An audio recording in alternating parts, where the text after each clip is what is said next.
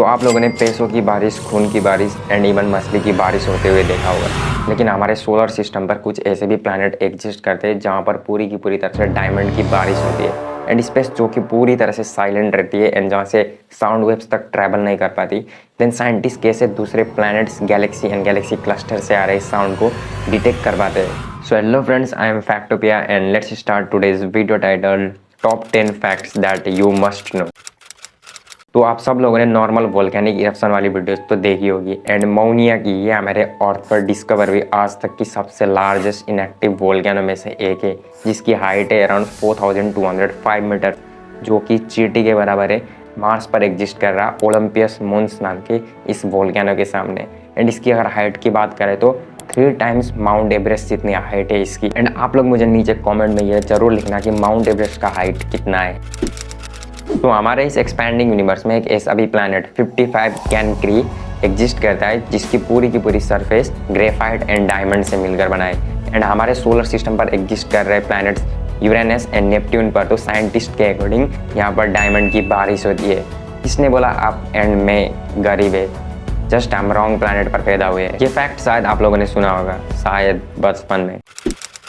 जो planet mercury है, ये सन के इतने ज़्यादा क्लोज होने के बाद भी इसे हॉटेस्ट प्लैनेट का टाइटल नहीं दिया जाता, बल्कि वेनस को दिया जाता है, क्योंकि मर्क्यूरी के पास ऐसा कोई भी थिक एटमॉस्फेयर नहीं है जो आने वाले सनलाइट को ट्रैप करे।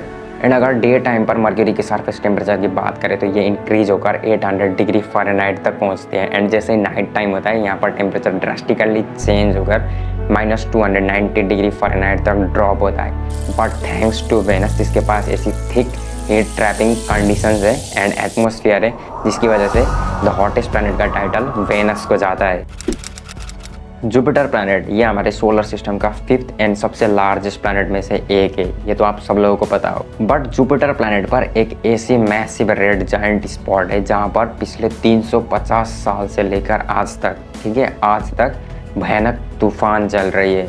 एंड जुपिटर से रिलेटेड एक और मज़ेदार बात आप लोगों को मैं यहाँ पर शेयर करना चाहता हूँ। जितने भी एस्ट्रॉइड्स, कॉमेट्स एंड दूसरे सारे स्पेस डेब्रिज होते हैं, ये जो अर्थ को हिट करने के लिए अप्रोच करते हैं, ये जुपिटर की ग्रेविटेशनल इन्फ्लुएंस पर आकर अपने पैथ से डेविएट होते हैं एंड जुपिटर पर एंटर करते हैं, क्योंकि जुपिटर खुद एक गैसियस जायंट प्लैनेट है। तो ये फैक्ट कुछ ज़्यादा ही मज़ेदार है, क्योंकि जितने भी एस्ट्रोनॉट्स अभी के टाइम पर इंटरनेशनल स्पेस स्टेशन पर रह रहे हैं एकदम मस्त से अपने रिसर्च करते हुए, उन लोगों को 24 आवर्स में, ठीक है, स्पेस में से 24 आवर्स में 16 सनराइजेज एंड 16 सनसेट्स देखने को मिलता है। इमेजिन करो, इतनी सनराइजेज एंड इतनी सनसेट। साइंटिस्ट एंड एस्ट्रोनॉमर के अकॉर्डिंग स्पेस पर कुछ ऐसे भी रीजन एग्जिस्ट करते हैं जिसे गोल्डीलॉक्स जोन कहते हैं। एंड इस गोल्डीलॉक्स जोन पर ऐसे कंडीशंस एंड क्राइटेरिया लगे हुए होते हैं जहाँ पर potentially liquid water and life तक सपोर्ट करने की चांसेस बहुत ज़्यादा हाई रहती है। इमेजिन करो कि क्या ही न्यूज़ आती हो, जैसे कि कुछ एलियंस लोग गोल्डीलॉक्स जोन से धरती के लिए रवाना हो चुके हैं एंड इतने टाइम के बाद वह धरती पर लैंड करने वाले हैं। क्या पता वो एलियन कितने ज़्यादा डम्ब एंड कितने इंटेलिजेंट हो सकते हैं हमें। वॉयेजर 1 स्पेसक्राफ्ट, जिसे नासा ने साल 1977 में लॉन्च किया था एंड अभी का टाइम है 2023। देन आप लोगों को ये बात ज़रूर पता होनी ही चाहिए, क्योंकि वॉयेजर 1 स्पेसक्राफ्ट बन चुका है फर्स्ट ह्यूमन मैनमेड ऐसा ऑब्जेक्ट जो अर्थ से इतनी दूर जा चुका है, 17.6 बिलियन किलोमीटर दूर। एंड इसकी अभी के टाइम की करंट स्पीड है 61,500 किलोमीटर पर आवर की स्पीड। एंड ये इंटरस्टेलर रीजन पर भी एंटर कर चुका है। इंटरस्टेलर रीजन हमारे सोलर सिस्टम से बाहर वाला रीजन को बोला जाता है एंड यहीं पर एंटर कर चुका है अभी के टाइम पे Voyager 1 spacecraft. And Voyager 1 spacecraft से मैंने एक शॉर्ट इन्फॉर्मेशन टाइप वीडियो बनाई थी, उसे भी देखना चाहते हो तो यहाँ पर क्लिक करके देख सकते हो। द पिलर्स ऑफ क्रिएशन, शायद आप लोगों को पता नहीं होगा, बट आप लोगों ने इसकी पिक्चर्स एंड इमेजेस को ज़रूर देखा होगा। एंड ईगल नेबुला पर एग्जिस्ट कर रहा है द पिलर ऑफ क्रिएशन, इतनी भयानक gas and dust particles and gases cloud से मिलकर बनाए, जहाँ पर time to time new star form होते रहते हैं। हम सब लोगों ने बचपन से सुना है कि स्पेस पूरी की पूरी तरह से डार्क होती है, बट एक्चुअली में स्पेस पूरी की पूरी डार्क नहीं है। बिग बैंग के होने के बाद से लेकर आज तक एक ऐसी थोड़ी सी ग्लो स्पेस पर एग्जिस्ट कर रही है, जिसे हम अभी के टाइम पर CMBR बुलाते हैं, कॉस्मिक माइक्रोवेव बैकग्राउंड रेडिएशन। तो आप लोगों ने भी स्पेस एंड दूसरे सारे Galaxy clusters, planets and even black hole से आ रहे कुछ इंटरेस्टिंग एंड क्रीपी साउंड्स को सुना होगा।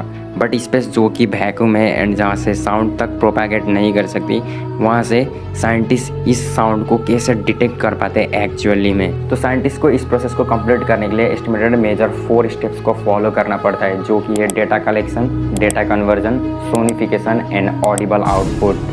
Number 1, data collection. इस प्रोसेस में स्पेसक्राफ्ट एंड टेलीस्कोप पर लगे हुए कुछ साइंटिफिक इंस्ट्रूमेंट्स डेटा को कलेक्ट करेंगे in the form of wave like radio waves, electromagnetic radiation. And अगर आप लोगों ने डेटा को इन इमेज फॉर्म में कैप्चर किया है तो फिर एक इमेज भी पर्टिकुलर वेवलेंथ को रिप्रेजेंट करती है। Number 2, data conversion. Scientist in सारी की सारी डेटा को न्यूमेरिक वैल्यू पर कन्वर्ट करेंगे, जो कि एक टाइम सीरीज को रिप्रेजेंट करता है।